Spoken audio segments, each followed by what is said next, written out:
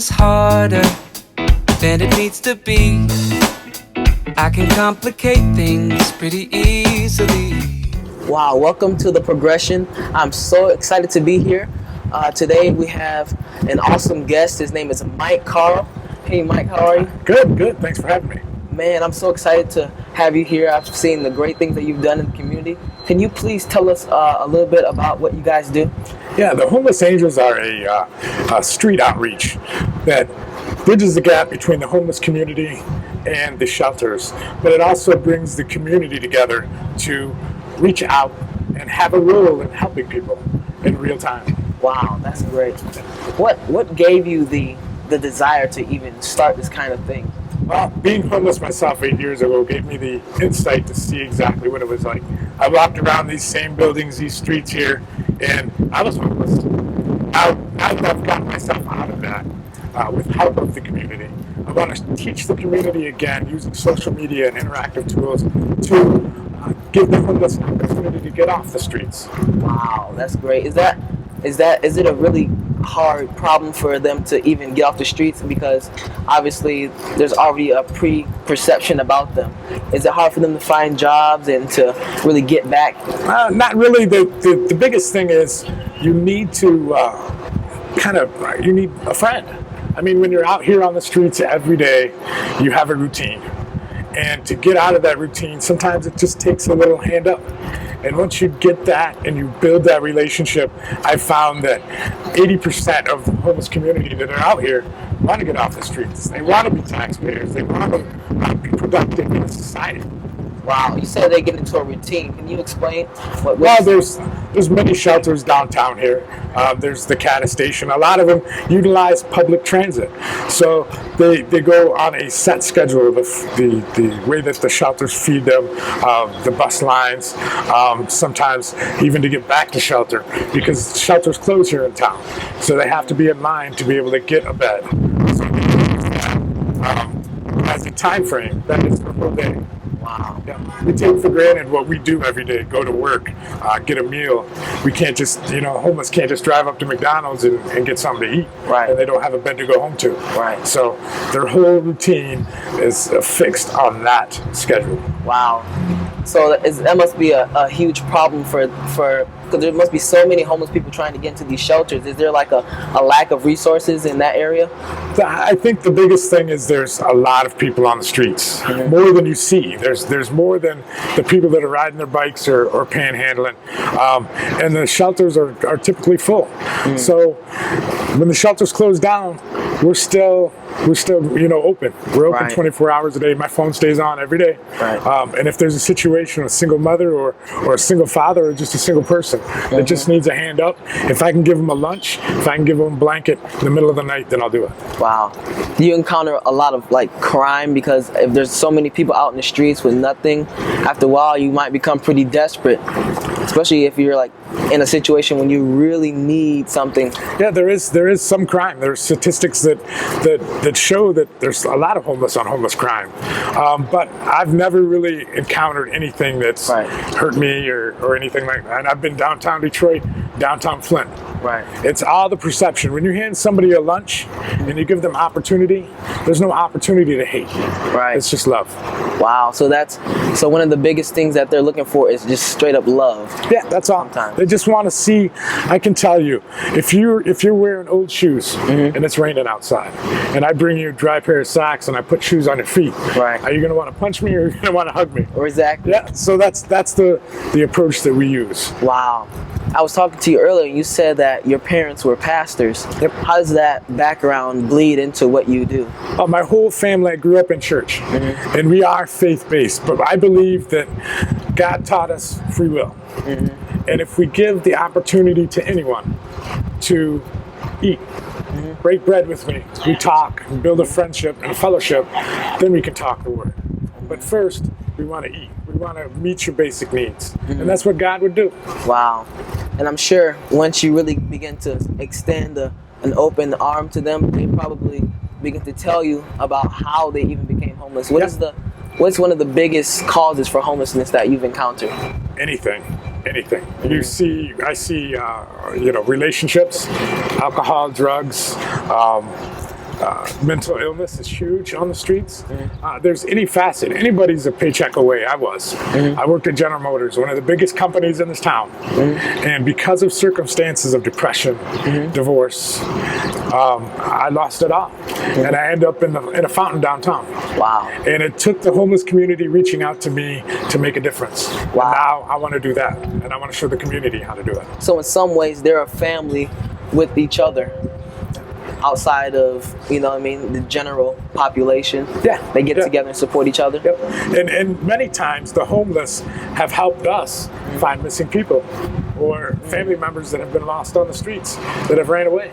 Wow. It's the homeless community that I rely on to give me those tips because they're down here every day and they see these things. Wow. So they're my eyes and my ears.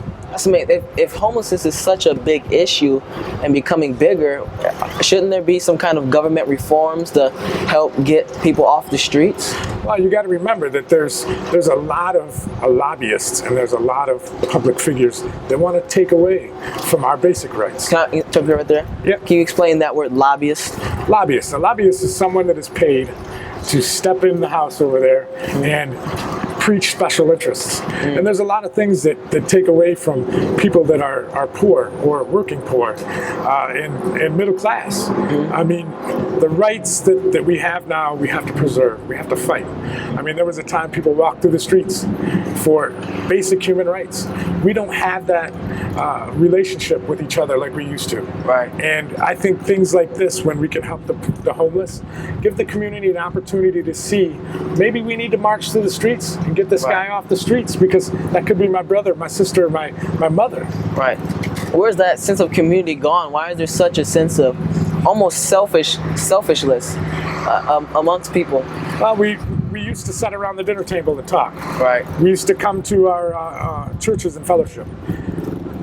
Our world has expanded in technology and everything else. We don't have to be that person-to-person communication anymore, and we've lost that. Right. But even using communication like Facebook and things like that, we can bring the community together for a common cause. Right. And that's what we do. So in a way, we've allowed an advantage to bring us to a disadvantage. Yep. As far as technology goes. Yep. Wow. So let's switch topics here. Let's talk about stereotypes. Because I've had to absolve myself from those types of thoughts. What's one of the most common stereotype that people would have? They're lazy. They're drunk. They don't want to work. They just want to stay in the same cycle that they're in. And really, when you get out there and you learn these people's stories and you hear them firsthand, things change. Your heart softens and you get set in your ways of thinking how someone really is. That's why we like to go out. We like to meet the panhandlers. We like to meet the guys that hang around these buildings and put their faces out there so that people can understand that they're people. Wow.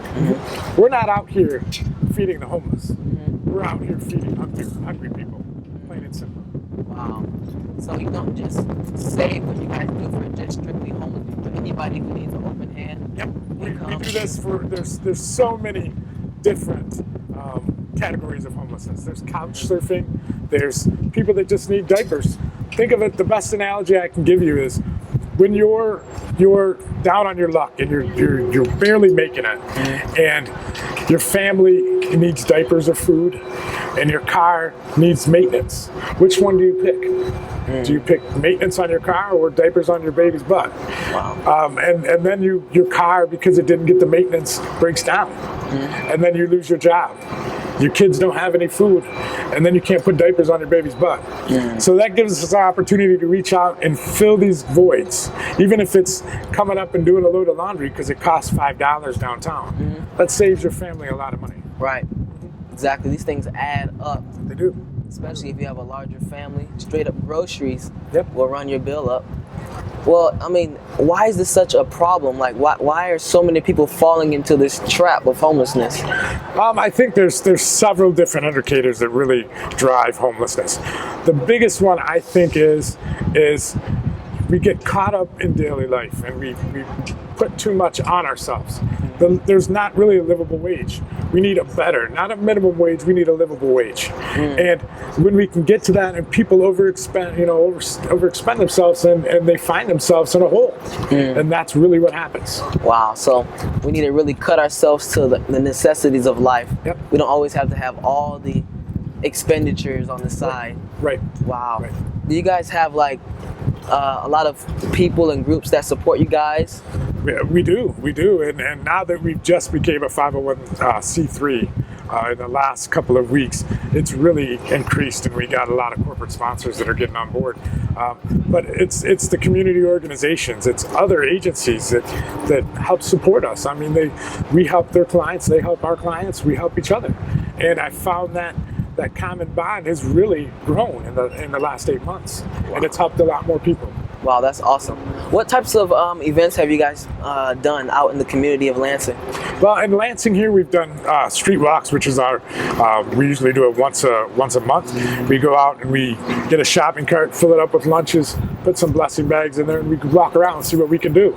We've done free street stores downtown in the Lansing Lugnuts parking lot, where that's anybody that has a need. If you need clothing, if you need food, personal care items, anything. Come out and get it, and it's just a garage sale that's free. Wow, where can they meet you? If we have an event like that, we always post that on Facebook. It's Facebook.com/Homeless Angels, and it's the easiest way to keep up with all of our events and where we're at. Wow, all right, we don't have much time. Can you tell me of one of your success stories? Yes, we had one of our first people that we had was a young man with his 2 daughters. They were living in laundry rooms, going back and forth between laundry rooms because they were afraid that CPS was going to get called. We were able to connect in the early days with someone that picked them up. We put them in our hotel program for 30 days.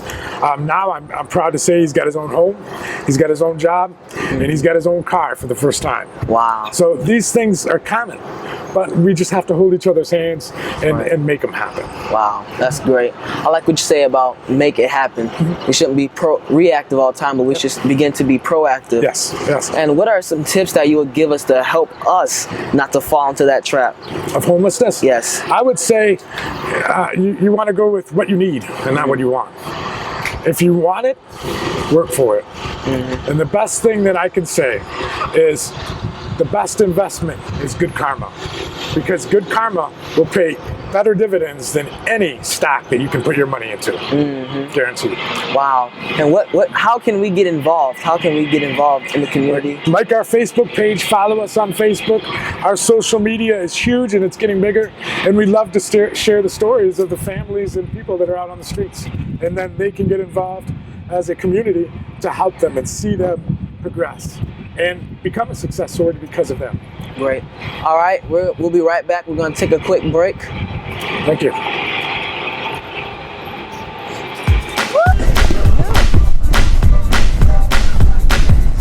They staring at me asking what's he gonna do next. Don't know my next move, but it's gonna move next. I feel the heat like I'm staring into 2 texts. Stretching the pressure, you can call me 2 texts. Ain't catch that? By my t-shirt is the crew neck.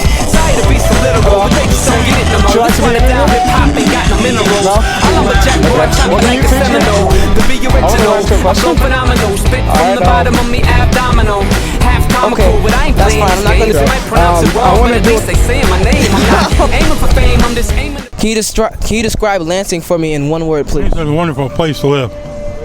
Yeah. What is great about Lansing to you? Great about it? Place that got lots of opportunities, lots of programs to go to, and its team too. Wow. Can you give me one program though, so I can go to it to better myself? Jar House and Lansing Clubhouse.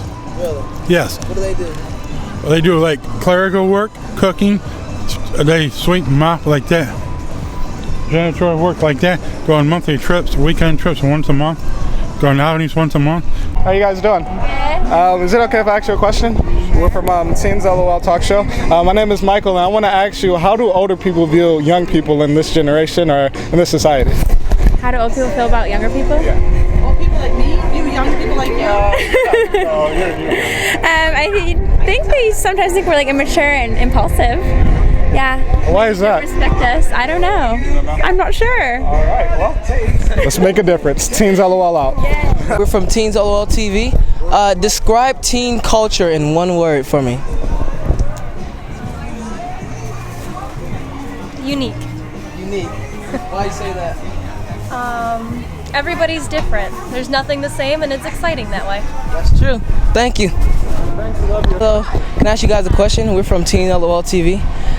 Who is Jesus to you? Jesus is everything. Yeah. Why do you say that?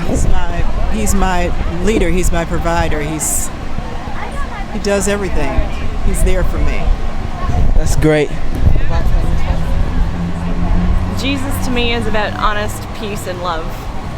Honest, true peace and love. Thank you guys. That's what I'm talking about. Right here. Right here. Oh. Hello guys. Would you guys like to be a part of a competition? Oh, what is the competition? Well, we're from TeensLOLTV, and the competition is if you guys can make me laugh in 30 seconds, you guys win a prize that I have inside of my pocket right now. So you guys have 30 seconds to make me laugh. Ready, set, go! One. Vegetable joke. Oh no! Oh no! I have no idea.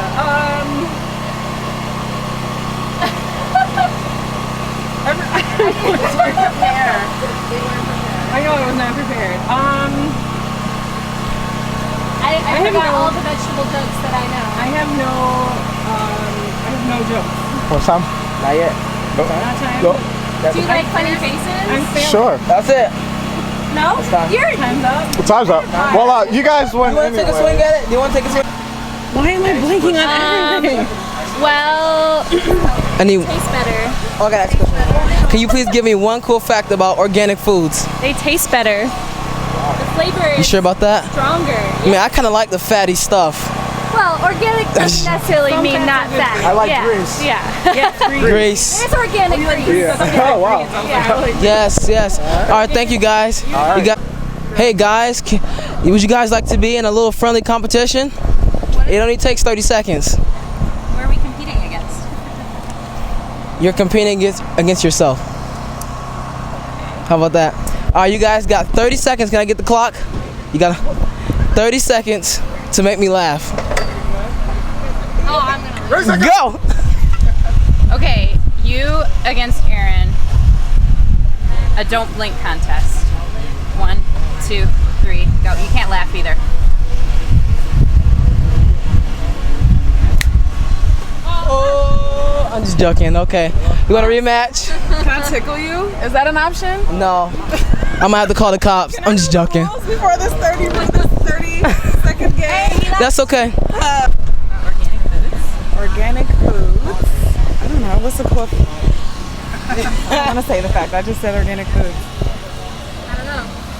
They have higher nutrition content, nutrient content than conventional. They have higher nutrient content than conventionally grown foods. That's true. That's true. Okay, I'll take it. I'll take it. You win a prize. Is that all right? All right, so you have 30 seconds to make me laugh. Can you do that? All right, 30 seconds to make you laugh. Yes. Ready, set, go. Ready, set, go? Ready, set, go. You want to see something really funny? Yeah. Look at that picture right there. Now look at me. Who do you think that is? Is that you? Hey, welcome back to The Progression. I'm here with Mike Carl, founder of the Homeless Angels. All right, we have a segment. Does anybody from the audience have any questions for Mike? I do. If someone had a donation and they wanted to contribute to your organization, how would they go about doing that? We have a 1-800 number. It's 844-I'm-HOMELESS. 844-I'm-HOMELESS. You can either schedule a pickup. If you have a donation, our donation team will come get it. If you have a monetary donation, you could leave it on our GoFundMe at GoFundMe/Homeless Angels, or you can donate right on our Facebook page. Anyone else? Hey, I got a question. My question is, I see on Facebook, I see a lot of media about you doing a lot of positive things in the community, and I see you taking selfies. So what is the selfies trending? Is that why you do the selfies and share the stories? I love the videos, by the way. I think that's very powerful. So what made you do the selfies? Was it something that was just... Yeah, I want to depict myself as a blue collar guy. I'm an everyday individual. I'm no different than anybody else. And when I get out there, I want you to see I'm not a public figure. I'm just a guy out here doing something you could do.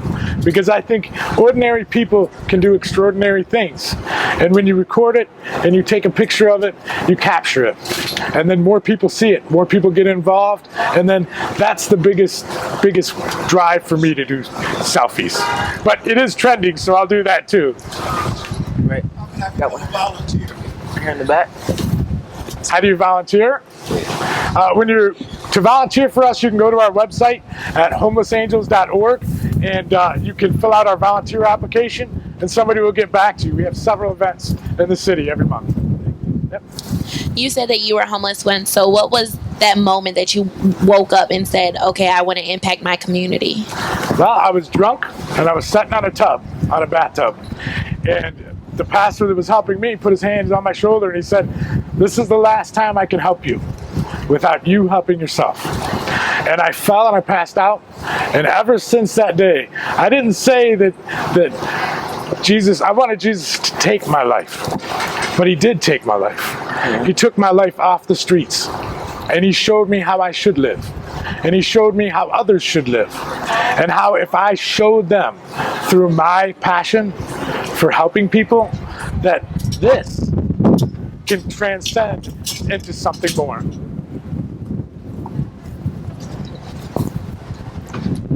I have two questions. Yes.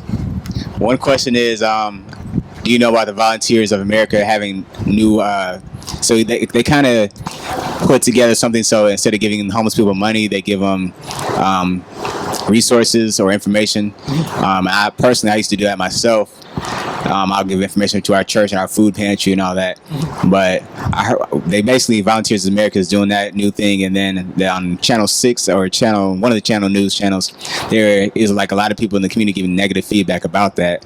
What do you feel about that, and what resources do you provide? I think it's a good idea, but I think that we need to do one step further. Giving them a card with resources doesn't empower them to use that card. Getting up out of your car, standing next to them, and handing them that card and saying, listen, these are the resources that are available to you. How can I help you? Can I take you there? Can I show you the food pantries? Because standing there on the street corner, you don't know the story. I've stood on the street corner, and it's the most embarrassing thing I've ever done in my life. And it's demeaning, and it gives you a sense of false hope. But what gives you hope is when you connect with a person and you treat them like a person. Because one in all of us is we can do impossible things. But we must make that connection. Yeah. Wow. Well, that's it. Thank you. Thank you so much. You've been great. Thanks for having me.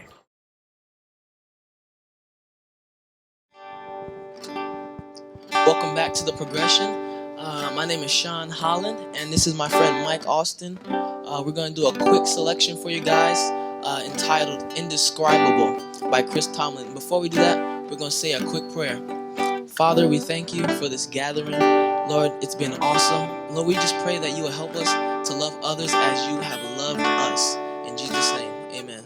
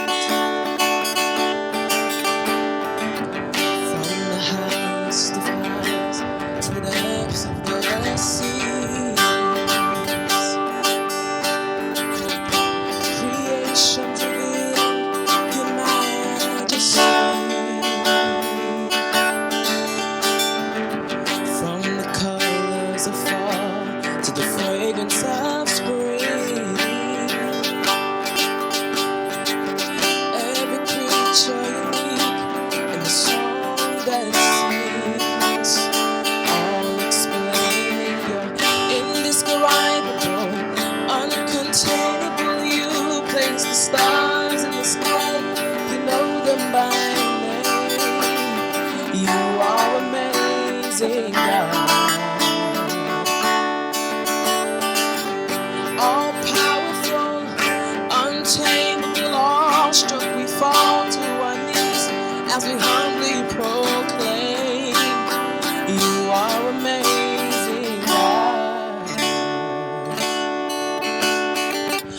who sees the lightning bolts and tell them where they should go. And seen heavenly storehouses laid in the snow. Who imagine the sun and give source to its light, yet conceals it to bring us the fullness of night. None can fathom, indescribable, uncontainable. You place the stars in the sky and you know them by name. You are amazing, God. Yes, you are. All powerful, untamable, awestruck we fall to our knees as we humbly proclaim, you are amazing, God. Yes, you are. Indescribable, uncontainable, you place the stars in the sky, you know them by name. You are amazing, God. All powerful, untamable, you see the depths of my heart and you love me the same. You are amazing, God. Yes, you are.